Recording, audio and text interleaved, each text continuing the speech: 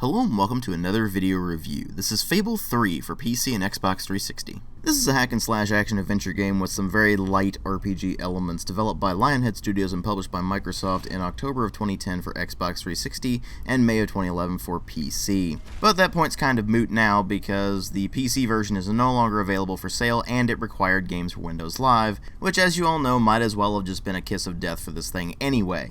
That said, this is also where public opinion actually turned against the Fable series for the vast majority of folks. But of course the mainstream gaming press still gave it things like 7s, 8s, 9s, and 10s, and pretty much everything in between depending on what scale they're using. But there were a few holdouts here and there. Most of the criticism was actually leveled at the PC version, not the Xbox 360 version, which is kind of interesting considering what this game is actually like to play on Xbox 360, which is of course the version I'm actually reviewing here and the version that you're seeing in this video. Now, if you've seen my reviews of the previous games in the Fable series, you might be thinking I'm going into this thing with some sort of bias, considering that I really didn't like the original Fable, and I hated Fable 2, and you'd be sort of right in the sense that I went into this thing with extremely low expectations. To the point where there was only one thing I was looking for in this. Only one thing, and that thing was that it wouldn't suck as terribly as Fable 2 did. So with the bar set so low it's right next to dinosaur bones, how is Fable 3? Is it more of the same? Is it worse than the previous game? Or is it actually better than the previous game? Let's go ahead and delve right into this thing and find out. Now, as far as presentation goes, this is really just an incremental improvement over Fable 2. There's some very slight improvement in the modeling and the smoothness of the animations. Some things are slightly more detailed. They changed up a few things here and there with regards to art style, namely that this is set during a sort of industrial revolution era of Albion's history, and so you get a lot more steampunk in this one than you did in the previous game. But other than that, it looks very similar, and that's not necessarily a good thing. You see, Fable 2 came out in 2008, and even compared to other games of its time, it really wasn't that impressive. In fact, other games had quite surpassed it by that point. And when you get to Fable 3, and it looks pretty much the same as Fable 2 with some very, very slight improvements, this thing was already looking really dated. It's a good thing then that the art direction is actually very well done because the visuals themselves do not impress at all, and in fact the game just looks terrible in action. It just looks like someone smeared Vaseline all over the screen. Everything is blurry, there's a lot of jagged edges, there's a large degree of screen tearing. It just ends up not looking good at all. But at least the sound design is, well, tolerable, I guess. On the one hand, you have sound effects that are basically reused from previous Fable games, and you have music that feels like it's straight out of the previous Fable games, so I guess that's points for consistency at least. But the only real standout feature of the sound design is the voice cast. They have one hell of a cast here. Michael Fassbender is the main antagonist, Logan. You got Naomi Harris playing Paige. You got John Cleese as your butler, Jasper. Bernard Hill as Sir Walter Beck. And even Ben Kingsley is in this thing as Sabine. It is one hell of an ensemble cast. And they certainly do a great job with what they're given, but what they're given is mostly crap, so it ends up being just kind of a mixed bag. I mean, you've got sound effects that are mostly rehash. You've got music that feels like it's right at home in the Fable series, it's just that it's rather bland and forgettable. And you've got a voice cast who is filled with great names, it's just that the material they're working with is garbage. So all in all, the presentation just ends up going all over the place, and it really does kind of wear on you after a while. But frankly, the presentation is the least of this game's problems. What really matter here are the story and the gameplay. Story in this is set about 50 years after the events of Fable 2, in an Albion that has now reached basically its industrial revolution. And you play as the descendant of the hero of Bowerstone, but not the firstborn. The firstborn is your brother Logan, who is the current king. And you are either the prince or princess of Albion at that particular time. And in a weird turn of events compared to the previous two Fable games, you now have a fully voiced character. I mean, you're still a tabula rasa, but I guess it beats just making weird grunting noises and such like that. At any rate, the story really kicks off when you're kind of investigating rumors that Logan had a citizen executed which in turn caused a large group of citizens to start protesting. But it's during this process you start finding out that in the past few years, Logan has become increasingly tyrannical, and apparently you are the most oblivious person around because you somehow haven't noticed this. But right off the bat, the game presents you with the first of its completely binary moral choices. Oh joy, more binary evil-good choices. Isn't it fantastic?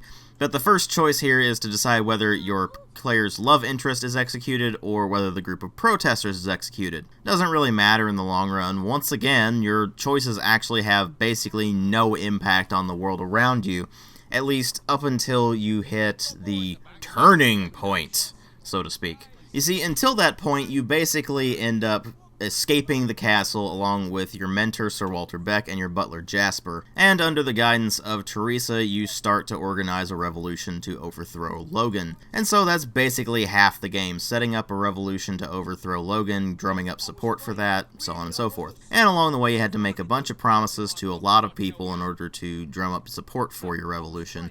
And most of this just revolves around changing the policies that Logan has implemented that are tyrannical. And then you actually go through the revolution phase, and Logan basically just steps down from the kingship. He just is like, okay, fine, you do it. You see, he knew something that you didn't know going into this whole thing, and you actually find out before you manage to become the new monarch. And that is that everything Logan has been doing is to raise funds for Albion's military so they can defend against the invasion of the forces of darkness that have apparently already destroyed another world called Aurora, and now they intend upon coming to destroy Albion. And so they attempt to throw a monkey wrench into the idea of these binary moral choices that they have had throughout the entirety of the Fable series, where it affected literally nothing other than your appearance, by throwing in the idea of, well, if you do good things as the monarch, then you're draining the treasury, and that means you're not able to defend against the impending invasion. And if you do tyrannical things, that means you're going to get a hell of a lot more money in the treasury, but people are going to hate you. And so you may start thinking in terms of a gray morality. Should I do this for the greater good? But here's the thing, instead of actually treating that like a gray moral ground, it still treats it as a binary good or evil choice. You either are good and you do good things and you drain the treasury, or you are evil, you do tyrannical things and you get more money so you can save people, but you're still evil. I mean, I guess it's just completely unreasonable to expect you to be able to go, oh, hey guys, there's this massive evil coming that will destroy all of Albion. We really need these funds, so you're going to have to endure a year of misery, and once this is all done, and once we've defeated the darkness, then we can go back to doing good things and reversing all of these tyrannical policies. I guess you can't do that. No, it's only evil forever, or only good forever. Because, I mean, it's not like you're the absolute monarch or anything. It's not like you have full power to just reverse all your policies after the darkness has come and gone. Nope, that wouldn't make sense or anything. And you know what's funny? The point is moot anyway. You can do all good things and still get the 6.5 million gold that you need, because it's kind of stupidly easy to get money in this game. Just do real estate like you did in Fable 2. You'll be swimming in money. And then you can do all of the good choices you want and still come out on top. Sure, they stick a 365-day time limit on you once you become the monarch, but you can probably drum up that much money in that much time. So that binary morality system is completely self-defeating in the fact that you can just say, screw this, I'm gonna go earn money my way and do all of this stuff. And even then, it's actually kind of insulting to your intelligence, because that 6.5 million gold directly correlates to 6.5 million citizens of Albion. So apparently the citizens of Albion are worth nothing but gold pieces. Okay, whatever. You need something to spend money on anyway, because like in the previous Fable, there's really not that much you can spend money on. Only this one takes it further. You remember how Fable 2 had a bunch of different weapons you could get and of different qualities, and how it had a bunch of different outfits you could get, hairstyles, tattoos, that sort of thing? Fable 3 says, F that noise, we're gonna have 4 weapons and a handful of outfits and a handful of hairstyles and a handful of tattoo and makeup options. And the way they try to get around this is completely insulting to your intelligence. They have a weapon upgrade system in the game where supposedly weapons evolve to reflect your actions and choices. Your individual experiences create weapons unique to you. Direct quote from the back of the box. Well, let me tell you this. The way that your weapons actually improve is by doing two things. The first of these is basically what the back of the box tells you. You're given a bunch of arbitrary tasks to complete. As an example, one of them is just to kill 300 of a certain type of enemy. And then your weapon automatically upgrades with a very slight bonus. Your choices have nothing to do with it. It's just related to repetitive actions that you already do anyway. And some of this stuff is actually tied to the co-op mechanics, requiring you to go into other people's co-op games and mess around with certain things in there to upgrade your weapons in your own game. It's a downright idiotic system that just plain doesn't work very well. Not to mention it only works with a couple of the weapons, and even worse, it only works when you have those weapons equipped. And before you start thinking, oh, well, the improved damage and such is great to have because clearly you need it in this game, right? No, you don't. You remember my Fable II review where I said that game was painfully easy and badly designed in its combat department? They made it worse in Fable III. Now, in addition to guns that cannot be blocked and magic that is mind-bogglingly overpowered, they have made the magic even more overpowered by allowing you to combine spells. So magic is now more broken than it was in Fable 2, the guns are just as overpowered as they were in Fable 2, and the melee is somehow way worse. What they managed to do with that is make basically every enemy block pretty much every attack you can throw at them in melee, so they've basically rendered melee completely useless, thus invalidating a third of their incredibly simplistic combat system. It's still pretty much a matter of pressing Y to shoot things, pressing B to zap things with your spells, and pressing X to whack things in the face with your melee. There is no finesse to it. There's no requiring you to do certain types of moves against certain types of enemies. What I ended up doing the entire game is basically handicapping myself by using only guns, and even then, the game was painfully easy. It's basically impossible to die in this game. Quite literally, the only time I died in the entirety of playing this game was when I just said, screw it, I'm gonna find out what it takes to actually fail in this game. And it took me going into a group of enemies and doing literally nothing at all. That is the only way you can die in Fable 3. Stand in front of a group of enemies and do nothing. As long as you're tapping Y or B, you're gonna win. If you want to handicap yourself by using the completely worthless melee the entire game, whatever, just know that it has roughly the same effectiveness of attacking a tank with a stampeding chipmunk, and that watching paint dry would be more entertaining than using the broken melee system in this game. But you know what's kind of funny about the combat system this time around? They don't give you a health meter. It just blurs out the screen and makes it go gray, and you get sort of a red haze around the screen when you take damage now. So it's basically impossible to tell how much damage you've actually taken, and whether or not you actually need a health potion. So the first few times you go into a combat and you start getting that gray screen, you might start panicking and using some health potions, but here's the thing, you don't really need them.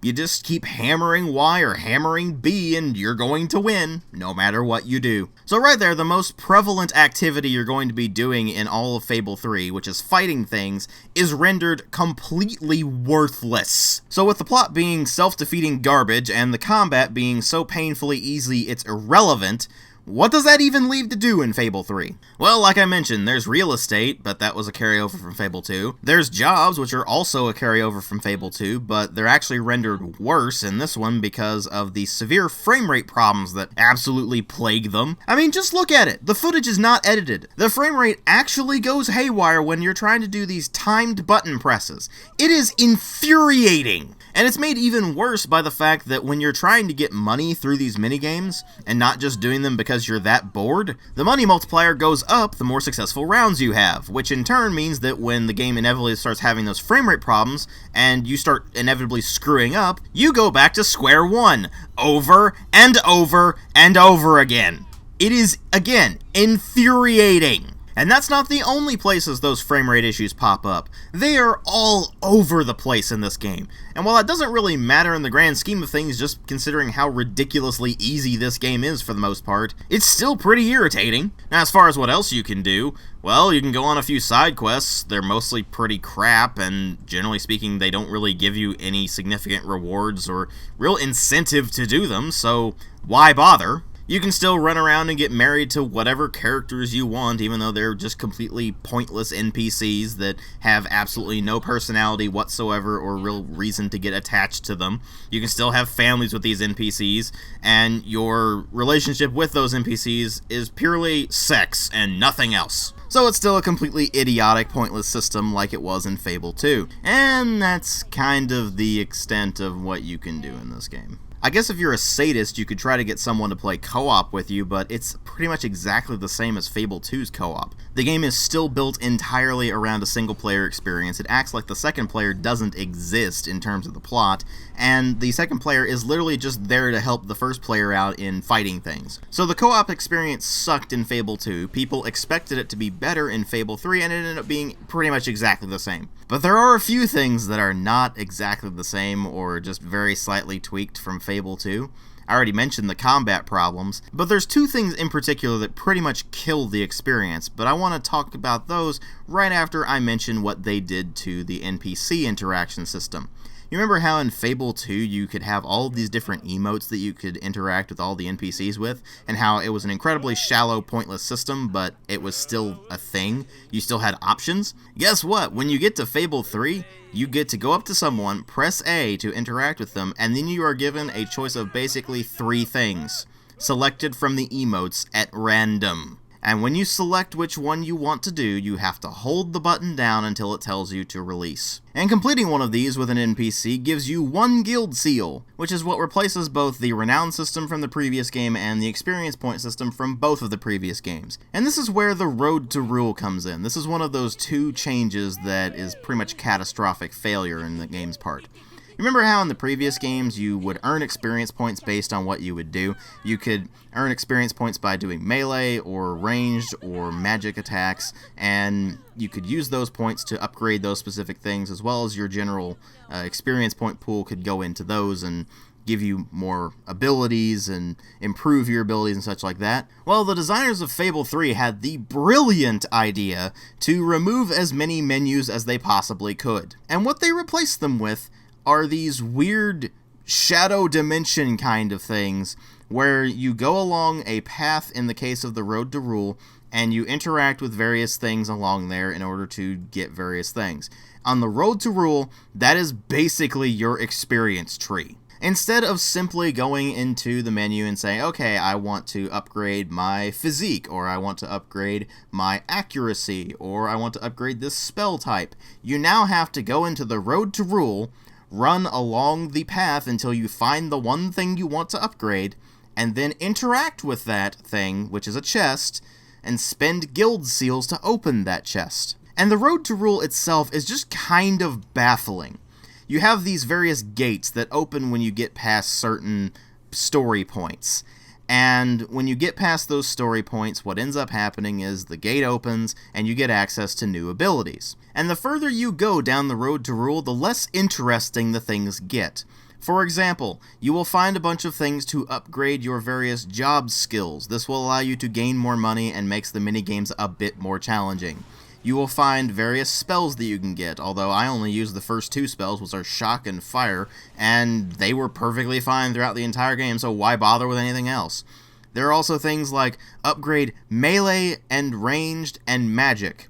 Just plain melee, ranged, and magic. And those affect how the weapons look as well as how much damage you do with a given thing. So getting melee level 3, for example, means that you get more damage output with melee weapons than with the previous 2 levels. And that is extremely simplified over what the previous 2 games had, where you had to upgrade individual bits of various things. Like accuracy, for example, did more damage, whereas in the same area you would be able to do faster attacks in melee and such. Now it's all about upgrading your damage, and that's pretty much it. But what's even better than those is what else is in the Road to Rule.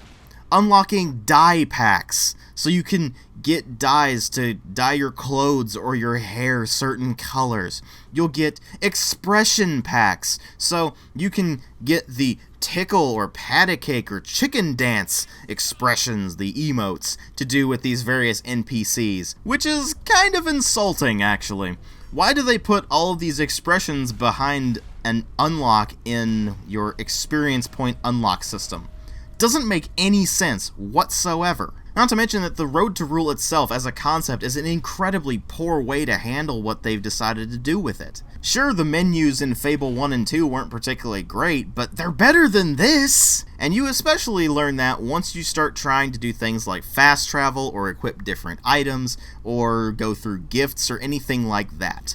You see, they replaced those menus with something called the Sanctuary. See, this is one of those other kind of extra-dimensional places that you can go to. You go to it at any time by pressing the start button, and instead of bringing up a menu allowing you to change whatever clothes you want, or change your weapons, or check your personal treasury, which is just how much money you have, or check the actual game options, well, you now have to go to the Sanctuary, run around the various rooms of the Sanctuary until you find what you're trying to interact with it, and then exit the Sanctuary. So in order to replace the menu system, which worked but was mildly annoying just because of the sheer amount of menus and such you had to go through, they decided it was a far better idea to make you take several minutes to do pretty much anything in Fable 3. Want to go someplace via fast travel? Well, you gotta go to the Sanctuary, then you gotta run up to the map table. Then you have to hold A to interact with the map table. Then you have to go find the place you want to go to. Then you have to go to the sub-map, and then you can fast travel to someplace. Only it's not gonna put you exactly where you want it to put you, it's going to put you at the nearest fast travel point. Not to mention the map itself is marvelously unhelpful for navigating. So when you do arrive at that fast travel point, you have to get your bearings again because the map does not look exactly like what you would expect the world to look like, and it actually leaves out a lot of things. So you're just kind of going, okay, where am I going? What am I doing? Does not compute. Luckily, if you've played Fable 2, most of the layout of the maps is going to be very familiar because they pretty much copy-pasted it, but that doesn't change the fact that it's still a pain in the ass to navigate in this game. And it brings up the point that Fable 3's design is utterly baffling. The general design philosophy seems to be to simplify the game to the point where it's downright insulting to your intelligence, and yet when you go to the Road to Rule or the Sanctuary, they're just so overly complicated that they're infuriating. They were supposed to replace the very simple but kind of cumbersome menu system, and yet they're more complicated? That makes no sense! The whole game is incredibly self-defeating. Every single thing it does, it fails at. Main story fails miserably. Combat completely broken. What was supposed to be streamlining and simplifying the menu experience ended up making things stupidly overcomplicated. NPC interactions have been simplified to a point where they're mind-bogglingly lame and pointless. The quest design is all painfully simple. The entire game is basically a corridor where there's basically no opportunity to explore things. Demon doors are just as pointless, if not more pointless than they were in Fable 2. The co-op is still completely pointless, and now it's even more irritating if you want to do any interactions with the other character because you had to go through all the stupid Sanctuary bullshit.